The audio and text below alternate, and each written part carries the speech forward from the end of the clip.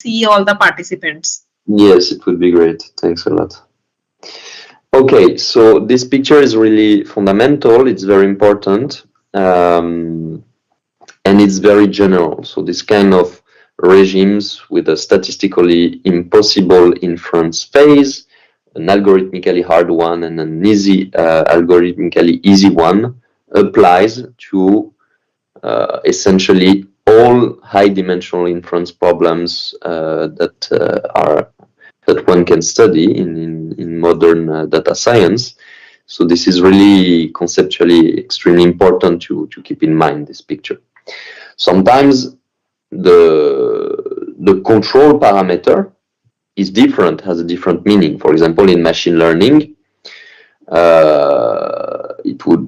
the most natural parameter is not the signal-to-noise ratio. It could be the amount of data one has can access in order to train the machine learning model. Okay, so you would tune here the size of the training set, and you would track down how good is the model at generalizing on new data, let's say in a supervised machine learning setting, how good the model can generalize on new unseen data as a function of the amount of training data.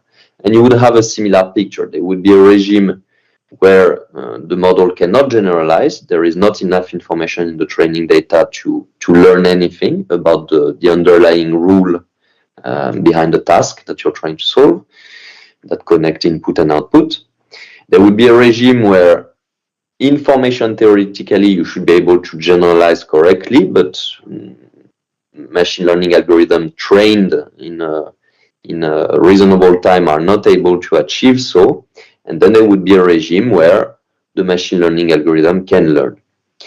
Of course, the picture can also change in the sense that depending on the problem, also, for example, depending on what prior you take in the current problem, this algorithmically hard phase can simply disappear, cannot be present. You could go directly from statistically impossible to algorithmically easy. It's a possible scenario.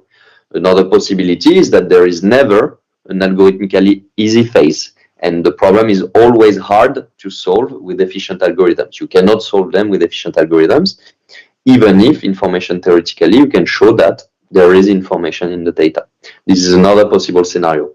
For example, if instead of considering the Wigner model, where you are trying to reconstruct a rank 1 matrix corrupted by noise, I'm dropping the signal-to-noise ratio here, you're considering, so this is X tensor product with itself, this is the same thing.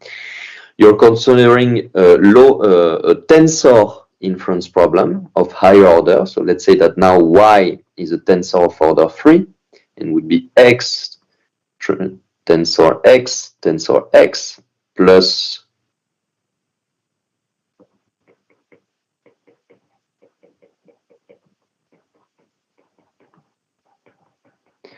Z. This kind of tensor problem have a different phase diagram where in particular this easy phase disappears. The problem is always algorithmically hard. So it is much more hard to detect, to find a rank 1 tensor hidden in noisy data, in a noisy tensor, than a rank 1 matrix. Okay?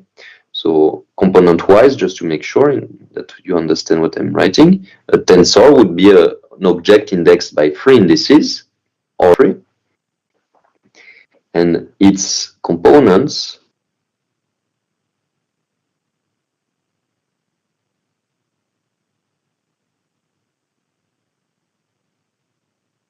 if I want, of course.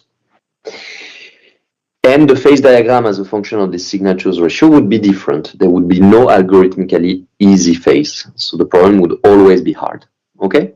But what I mean by the fact that this picture is general is that you always have some of these phases.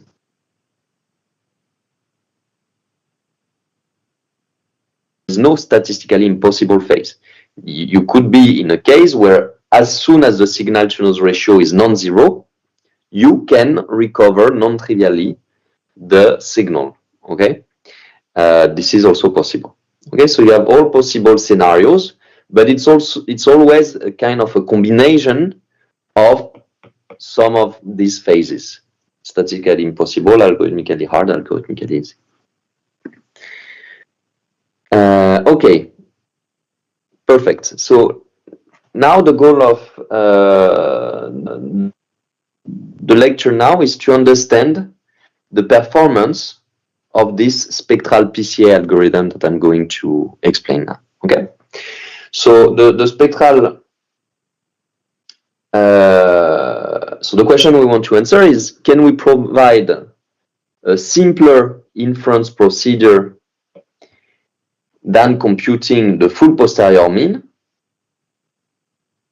Consequently, will be suboptimal because only the posterior expectation, the base optimal estimator, is optimal.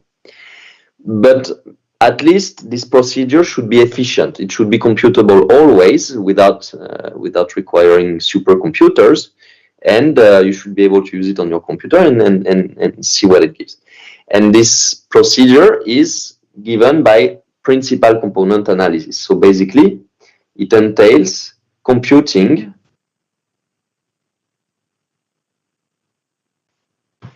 first eigenvector of the data. So you diagonalize the data. It's a symmetric matrix.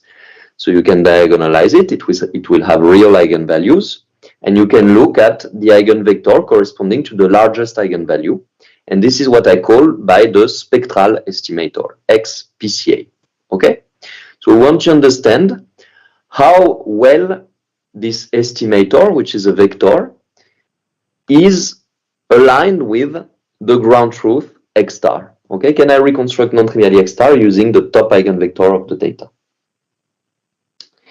So to answer this question, we will need random matrix theory. Okay, so I don't know.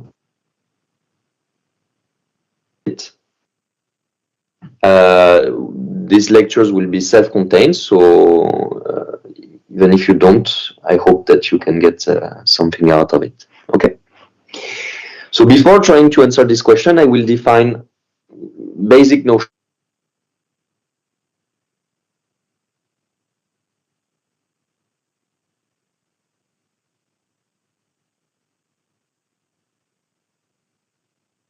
Theory of random matrices. It was developed by Wigner, who was a theoretical physicist. And the original motivation for random matrices is, so random matrices are really what this large matrices which are made of random entries. And we want to understand the statistical properties of such random variables, such random matrices. So Wigner was working on condensed matter, so they were trying to understand the properties of nuclei of matter, which are made of lots of protons, neutrons, electrons. And in quantum mechanics, these objects are described by Hamiltonians, which are energy functions, which are themselves large matrices. Okay, and these matrices encode all the interactions between all the components, the fundamental components of the atom or the molecule that you want to study. Okay. Very large because these are very complex objects. There are many interacting components in a molecule, and so they're very hard to study. And typically, the question you want to answer in quantum mechanics is what are what we call the energy levels corresponding to a system of interest.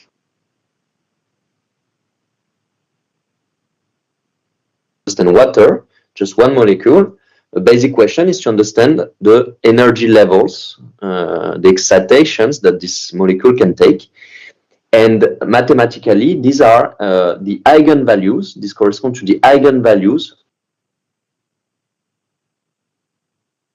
So again, this Hamiltonian is this big matrix. And the problem is that these big matrices are so complex that you cannot analyze them directly. You cannot diagonalize very large matrices, okay? The the complexity that it would require is too big in practice because these matrices are very large. And moreover, you cannot even write down explicitly these matrices. They're too complicated, okay? So the key insight of Wigner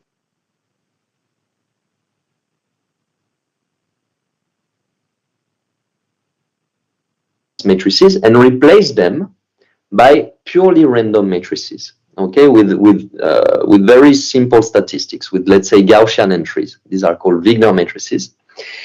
And the hope is that there is the statistical properties that you can understand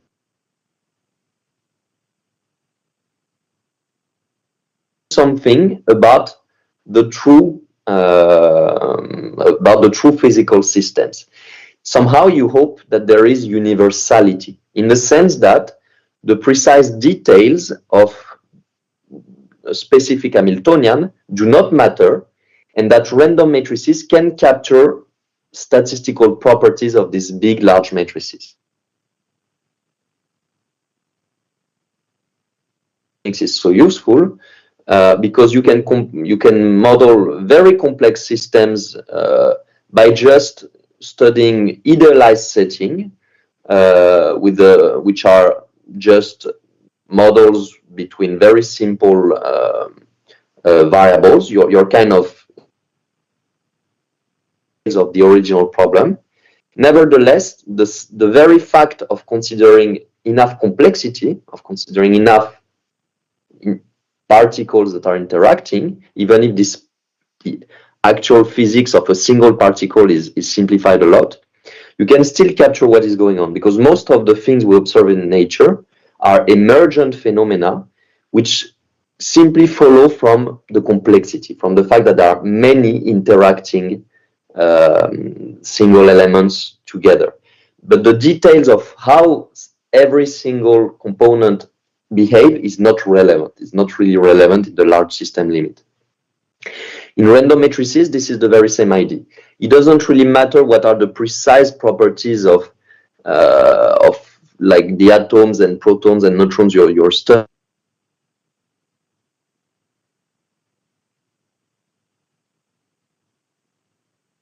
That it says something about true physical systems. And yes, this is the case. Okay? Okay, so simple statistics, simple models of random matrices accurately predict various statistics of energy levels of complex quantum systems.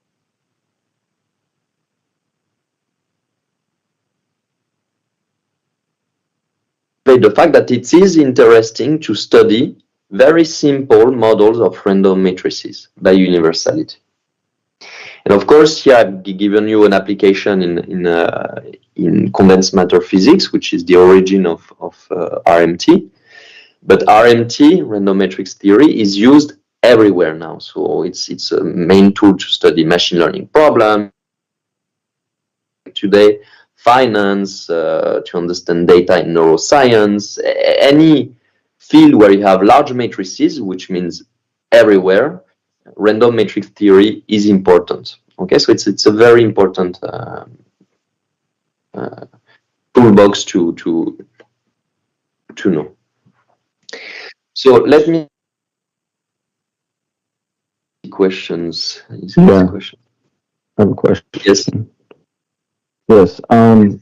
So I was wondering, is the random matrix theory? So I've studied it slightly before, but your discussion just made the link. Is it related to 't Hooft's large N?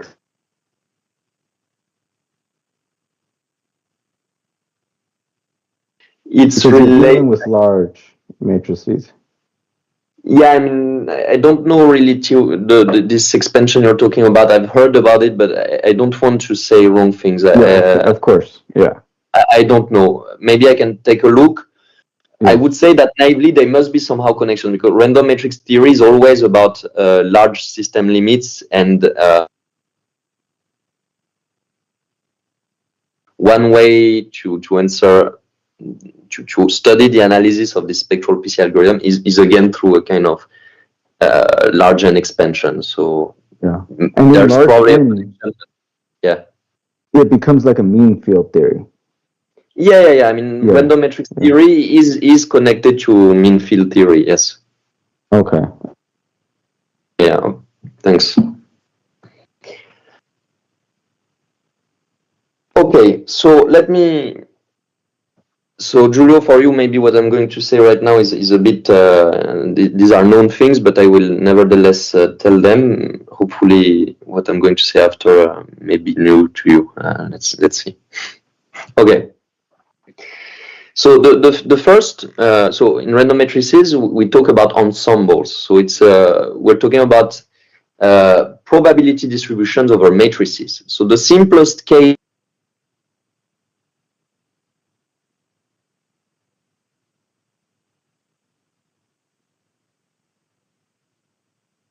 simple matrices. There are n by n symmetric matrices. Okay, let me call it H. And we say that H is a GOE matrix if its upper triangular elements are independent and are Gaussian. Okay, so the element ij of H, which I denote little hij, which is also equal to AGI by symmetry, is drawn from the Gaussian distribution simply for convenience. This is really a convention. In particular, this convention allows to write this statement in a more compact way, which is this. If this is an exercise, so all these H are Gaussians, and you can write this joint law, the joint law of all elements, meaning the law of the matrix itself, in this manner. Here I do not care about the normalizations with the 1 over square root 2 pi's, but you can write down explicitly this trace and you will realize that these are product of Gaussians. It's a product over the elements and you will recover this. Okay. And if you were putting something else than a 2 here, than a factor 2 between this and this variance, you could not write it in such a compact manner. And in particular, when you write the law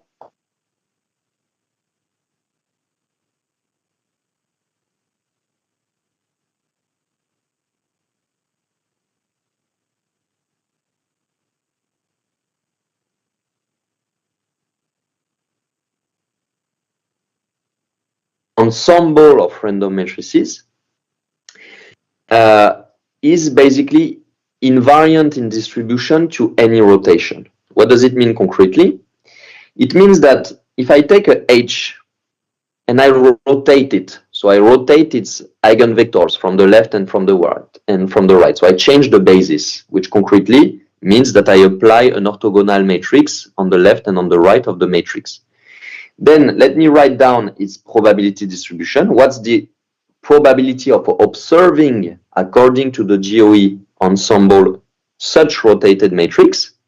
It is given by this, so it's the same as this, except that I apply O and O transpose on H. So I have my rotated H times my rotated H. Okay? And of course, because O is an orthogonal matrix, this disappears. And because of the cyclicity of the trace, I can move this O there without changing the trace. And so it simplifies again. So I recover the same probability weight. It means that any rotation of a GOE matrix has the same probability to occur as the original matrices. Okay? Okay, that's one comment to keep in mind. Okay. So, what is the most basic quantity you may wish to understand if you're studying large random matrices? The most basic statistic is the so-called spectral distribution or spectral density. Okay, so this is simply the empirical distribution of eigenvalues. So we're working with symmetric matrices, so all eigenvalues are real. They're not complex numbers. Okay, you could also extend everything I'm saying to the case where the matrices are not symmetric, the eigenvalues are complex, and everything generalized, no problem. But in data science problems, in the context of this course, studying symmetric matrices is enough, and they're even real. So eigenvalues are real. So I can define its empirical spectral distribution, which is the sum a sum of delta functions at the locations of all the eigenvalues lambda I of H. Okay? So this is the empirical law of eigenvalues. This is essentially the histogram of eigenvalues, okay, for a given random matrix H, for a given instance, sorry, an outcome of the GOE ensemble, okay? Perfect. So one of the most fundamental and important results in, and one of the first historically in random matrix theory is the following. It's the so-called Wigner's semicircle law. It says that this empirical spectral distribution, and by empirical, I mean for a given matrix of a given size. Okay, so you sample a matrix from the GOE ensemble. So you have one matrix. It is, I don't know, of size 1000 by 1000. The elements are now fixed. They have been drawn from the Gaussian distribution. And you ask to your computer, give me all the eigenvalues, you plot them, you plot the histogram, and this is this distribution. So it's an empirical distribution. It's for a given instance. What Wigner has proven is that when the size of the matrix goes to infinity, so you consider an infinite sequence of matrices drawn from the GOE ensemble, drawn independently for each size, and you look at what happens when the size grows and grows.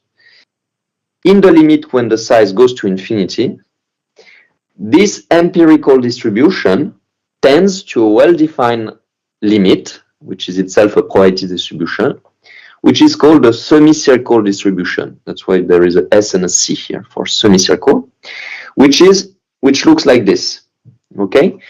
And the formula is here. So it has zero mass away from -2 and 2. And between -2 and 2, it looks like a semicircle. That's the name, okay? And the formula is written there. So this tells you that even if, so you have to realize something. So we're considering a matrix made of Gaussian entries. A Gaussian is a probability measure that looks like this, right? So every element of the matrix Hij is drawn from a Gaussian distribution. So it has a distribution that looks like this, okay?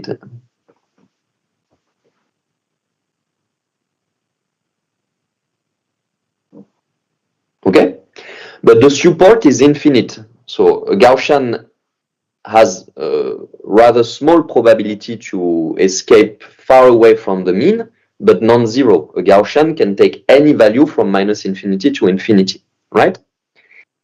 But if you populate a big matrix with Gaussian entries, which each can go to plus or minus infinity, the eigenvalues become bounded, okay? The eigenvalues in the large system limit cannot escape -2 and 2.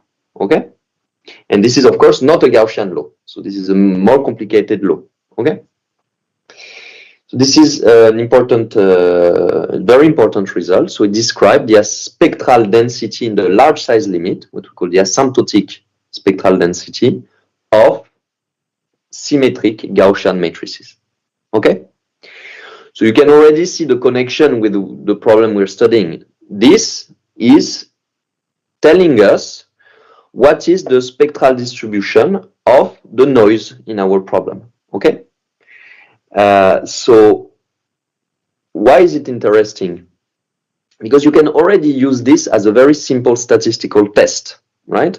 Because imagine that you have data that you model as a spike, a low rank matrix, plus Gaussian noise, so of the form of the spike-Wigner model, which again, I promise is actually a very general model.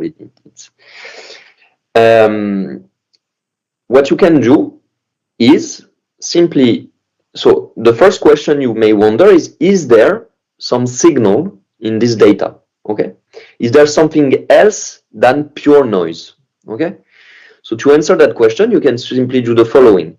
Take your matrix of data, diagonalize it, so that to obtain all the eigenvalues, plot the histogram of eigenvalues, you will obtain something like this. I don't know, the empirical histogram will look like this.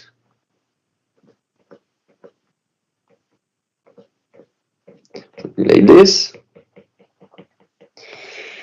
And basically, if you do not observe any eigenvalue that are beyond, or of course for finite size, you may go slightly beyond plus and minus 2, but it has a very small chance actually. If your matrix is pure noise, it has a very small probability to happen.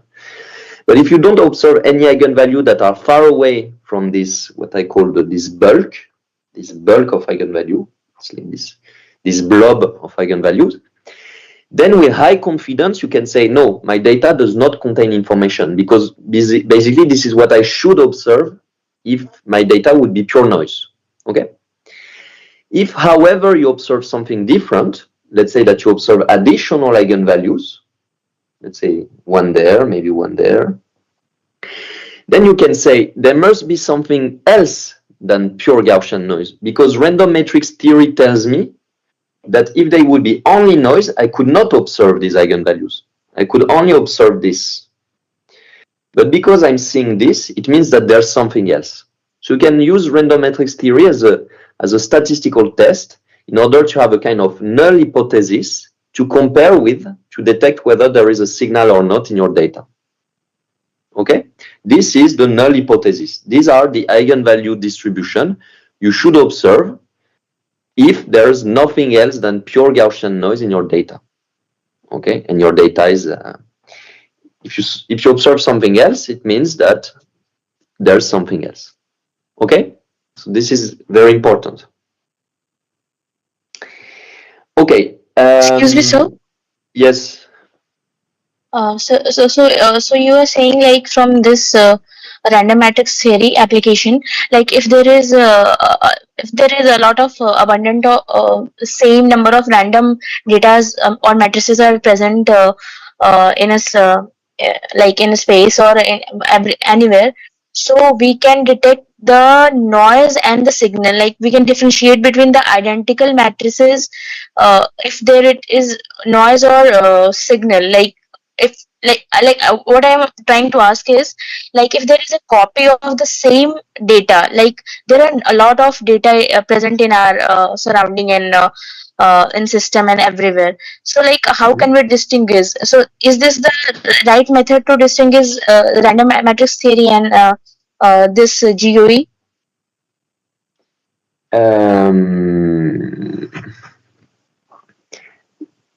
To distinguish in what sense? To distinguish what from what?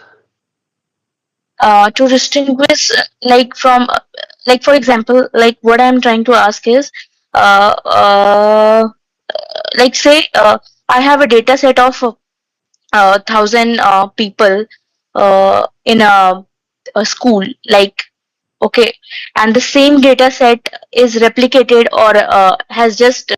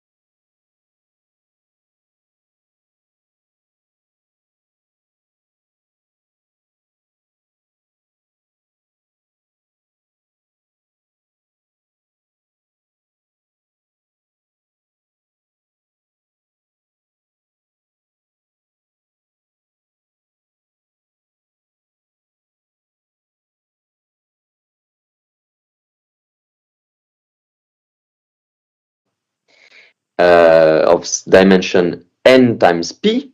So, and you can think of this matrix as where the rows, we have n rows, and each row is a sample, is a data point, which lives in p dimensions. P is the number of features. So the number of columns of this matrix is the number of features. You're observing p features n times. You have n samples of p features. Okay. So again, one natural question is, imagine that I have some matrix. Someone tells me that this is data, but I want to make sure that this is data in the sense that it's not pure noise.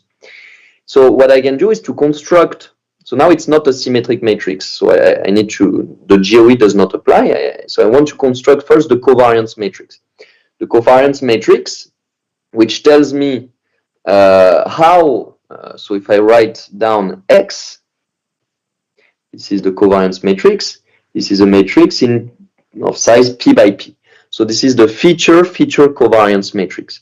Imagine that you have your data is a matrix of, you're observing the age, the sex, the blood pressure, some features for many people. Every person is a different sample. You measure many physiological features for all of them, and you want to know, for example, how dependent is the concentration of a certain chemical in the blood with the age. So what you can do is to compute the covariance between the two, the empirical covariance over the samples. So concretely, you are constructing this matrix there, X transpose X divided by N. N is the number of samples. And so natural question is, what would be, how would look the covariance, let's say the spectrum of a covariance, if my data is actually not data, it's pure noise. Okay, again, I want to have a kind of null hypothesis, something to compare with. So what you can do is, again, to study the simplest case where the matrix has Gaussian entries. Okay, X has Gaussian entries. You construct this empirical covariance of noise with itself. This is a V-sharp matrix.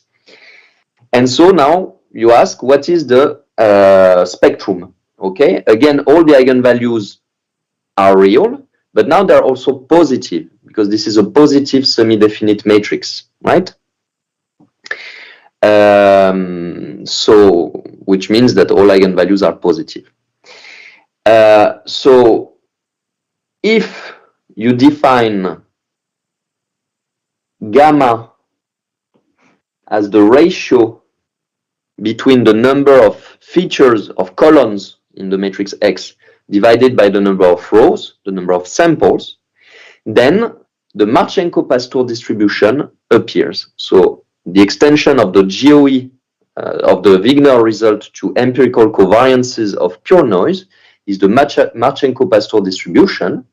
And it tells us again that as N and P go to infinity with a ratio gamma, the spectral density of a V-sharp matrix looks like this. So you can read the formula. It doesn't, it's not so important. It's a formula, but we can plot it.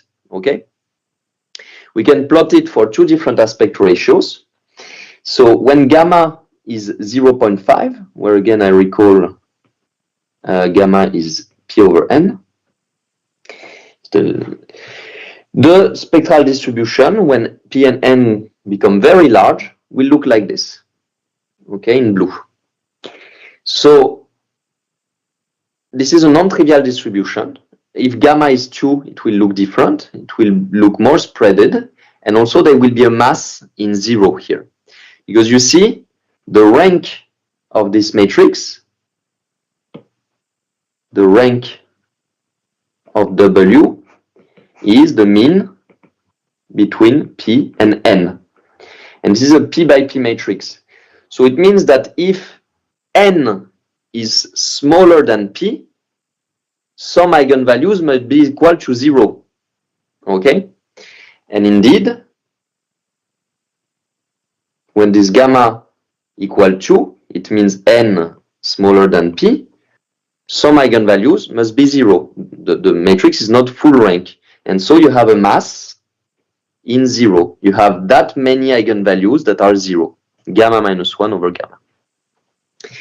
So this is a very important law, which again gives us a kind of null hypothesis, something to compare with empirical covariances of true data. So if you take real data, samples, features, you can write down the empirical covariance, then diagonalize it, look at the empirical spectrum of eigenvalues, and if it falls, if it's well described by the Marchenko-Pastor distribution for a given gamma, then you can say my data is basically rubbish, it's pure noise.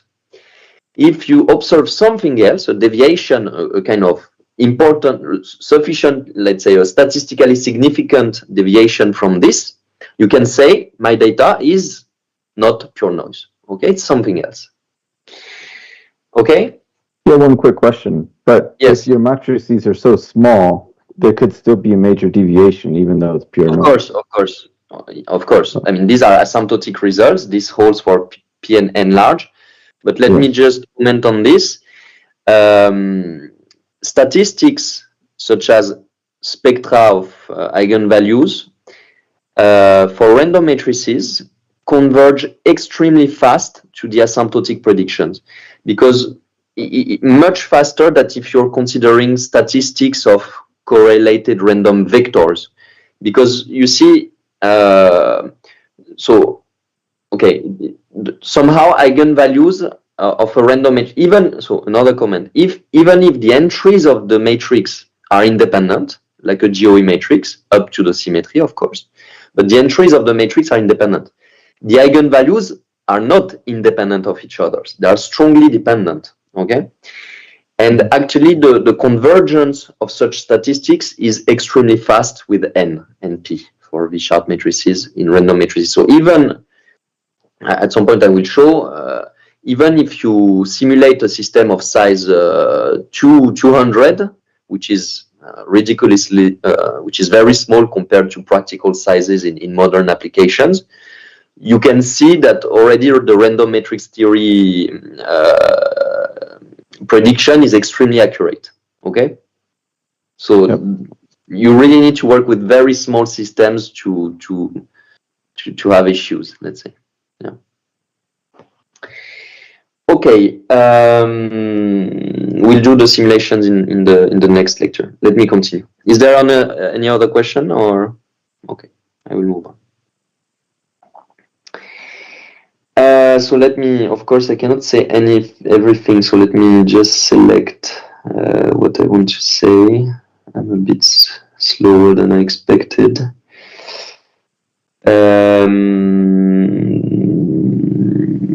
Yes.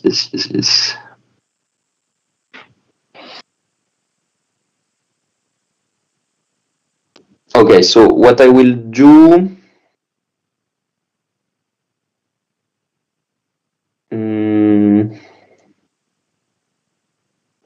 okay, I think I will first state the results, and if I have time, I will derive them. Which I'm not sure. So again, what's most important is that you understand the concepts. Then derivations is another thing. Okay, so now I want to make a bit more formal this description about using random matrix theory results as a kind of null hypothesis to be compared with in order to say whether there is information in the data or it is pure noise. Okay, so this is related to the Spike-Wigner model.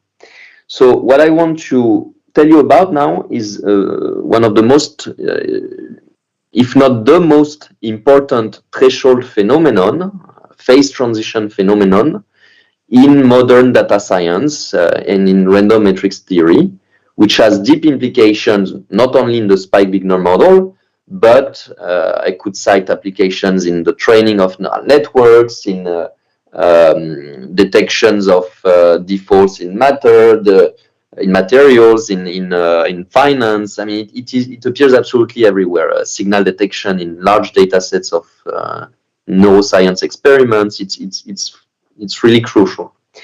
This phenomenon is called the BBP transition. BBP stands for Benarous, Baik, and Péché, who are three mathematicians who formalized this around 2000. Okay, so this is not so old, actually. So again, the problem that we want to answer with the random matrix theory here is to distinguish the signal from the noise. Okay, so why is random matrix theory useful? Because random matrix theory predicts the properties, such as eigenvalue distribution, for pure noise random matrices, as I described, which can serve as a null hypothesis to compare with. Okay, so let's go back to the Spike-Wigner model. The Spike-Wigner model is almost like a GOE, except that there is a difference. We have a rank 1 matrix here. Okay, so here I'm redefining the Spike-Wigner model just with different notations. You may wonder why. Simply because when working with random matrices, from the perspective of RMT, it is very convenient to work with matrices whose spectral norm, meaning the amplitude of the largest eigenvalue or singular value, is not increasing with the size of the matrix. So what I need to do is to divide by 1 over square root n, there is a typo here, my previous definition of the Spike-Wigner model. So I'm redefining the Spike-Wigner model like this, where D is our previous y divided by square root n. H, which is a GOE matrix defined as before, will be what I used to call Z divided by square root n. And the spike, U, is the old X star divided by n. You remember? So this is indeed y over square root n, which is indeed square root lambda X star over square root n. Before we just had a square root n there. Now I absorb it in this X star.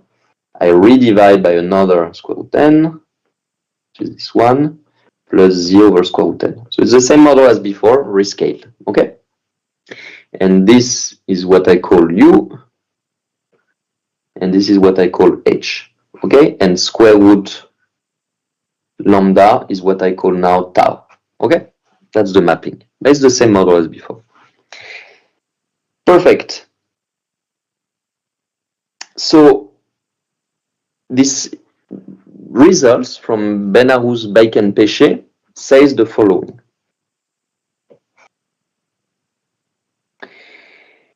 They have proven that the largest eigenvalue of the data, that I denote D for data, lambda 1, satisfies the two following properties. If the signal-to-noise ratio, or the signal-to-noise ratio, the square root of the what I used to call the signal-to-noise ratio, which is this tau. If tau is less or equal than 1, where 1 is here will end up being the so-called BBP transition, but so if tau is less or equal than a certain threshold, in this case 1, the largest eigenvalue of the data matrix tends to 2, which is also the largest eigenvalue of the noise only. It's the endpoint of the semicircle law. Okay? And this convergence is, of course, in the large system limit, when the matrices size become very large. If instead tau is greater than 1, lambda 1 tends to a non-trivial value, which is tau plus 1 over tau, which is strictly greater than 2. Okay, so what does it mean? It means that you have the semicircle law, which is, so here we're plotting the asymptotic spectral density, the asymptotic histogram of eigenvalues for the data matrix when n is very large. And we see that there is a big component which is related to the noise. Okay, it's the semicircle. But there may be an outlier, an eigenvalue that escape, as I've discussed before. And the location of this outlier eigenvalue is precisely tau plus 1 over tau. Okay? I will show you simulations. You will see that this is very precise. If you do simulations of this spike Wigner model and you diagonalize D, even for pretty small sizes, you will see exactly this picture, and the location of this outlier eigenvalue will be very close to this asymptotic prediction. Okay? Good. So this result tells us that there is a critical value of signal-to-noise ratio, this value equal to 1, which we call tau BBP, beyond which the signal becomes detectable. You can say, by comparison with the semicircle law, by looking at the eigenvalues only of the data and by comparing to the semicircle law, you will be able to say, beyond this critical value of signal-to-noise ratio, that there is indeed a piece of information in the data corresponding to a spike. Okay? Of course, the result generalizes if the low rank, the matrix you're trying to recover is not rank 1. It can be rank equal to 10, okay? And you will have multiple outliers at different positions. You will have 10 of them, okay? But the picture remains the same. So we can just focus on the case where we have just one, a rank equal to 1 for the signal, because it's conceptually nothing changes if you have a higher rank matrix, as long as this rank remains small compared to the dimension of the problem. So you have this outlier and you can say, yes, I can assess that I'm very confident that there is information contained in my data. Otherwise, I would observe only the semicircle. Okay? Perfect. So this is a phase transition phenomenon. Before tau equal 1, the top eigenvalue sticks to the endpoint of this bulk, and suddenly it escapes it, and it will go towards infinity as tau is increasing. Okay? It goes to infinity linearly with tau. Okay? All right, so the second result by BBP is the so-called eigenvector overlap. And this is what gives us the performance of spectral PCA. So what is this result telling us? It tells us that if you are beyond the BBP transition, so the signal-to-noise ratio is big enough to observe an outlier,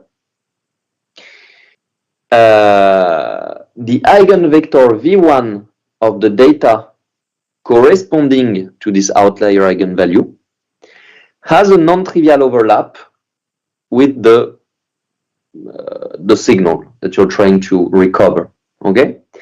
And you can compute exactly this overlap. The limiting value of the overlap squared, so here this notation, this is the inner product, so sorry, this bracket should be for an average over the, with respect to the posterior. This is not the case. Here this bracket means V1 transpose U. It's really the inner product. If you look at the inner product, which is a measure of recovery, of alignment between vectors, between your estimator, your spectral estimator, given by the top eigenvector of the data, and the hidden information, the U, and you look at the square, it is equal, in the large size limit, to 1 minus 1 over tau squared. Okay? So this gives us an explicit formula for the performance of spectral PCA. Okay? So this is how you get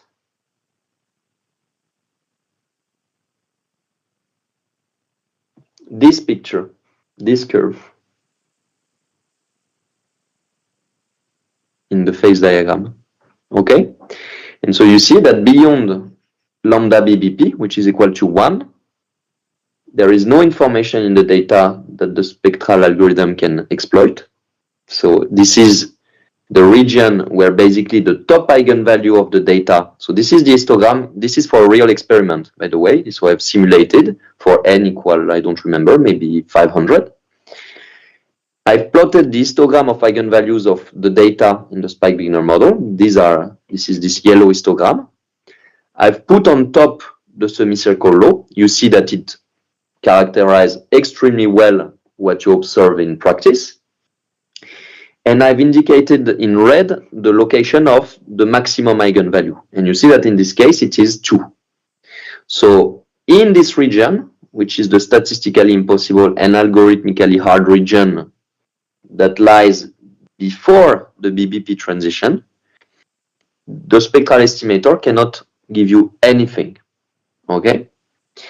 But as soon as this top eigenvalue that you see is there, it really escapes, I'm not lying, escapes the bulk of eigenvalues related to the noise in the data, the performance of the spectral PCA becomes non-trivial. You have an alignment between the associated eigenvector and the hidden vector x star, which is u in our notation in the lecture today. Is it clear? Okay, so if there is a question, please ask. So this is the main result I wanted to explain in random matrix theory. So the next lecture I will try to, I will not be able to do all the derivations I wanted to explain to you, but I'll do at least one derivation. Maybe I'll explain at least how to obtain the GOE, how to obtain this result. Okay, that's what we're going to do next. Okay, sir. Do we have any questions? Okay, maybe take one screenshot with all cameras on, with all participants. I request everyone, if you can on your camera, we can take one screenshot. So, sir, do we end here? I mean, it depends. If you want me to end there, I can, but I have many things to say. So, I mean, the more I speak, the more I can. Instead of going for derivations, we can cover some parts in the next session after 1 hour we are having. Perfect. Okay, that's fine. I'll explain some of the derivation in the next lecture then. Okay, so if everyone is switching, everyone will switch on their camera. I may take 1-2 screenshots. I think people really hate showing their faces. Yes, I don't know why. Okay then, sir. I thank you. I thank everyone for the kind hearing, and we will join after 1 hour, right? So I request everyone to please join on time, because our team who is doing recording has also, they also need to go by 5:30. So we will start at 4:30 after 1 hour, exactly after 1 hour. Okay, see you in an hour also then. leave on time. So I request every time Professor John Barbier joins on time, and then everyone I have to text. So I request all to please join on time after 1 hour. Okay, thank you, sir. See you later.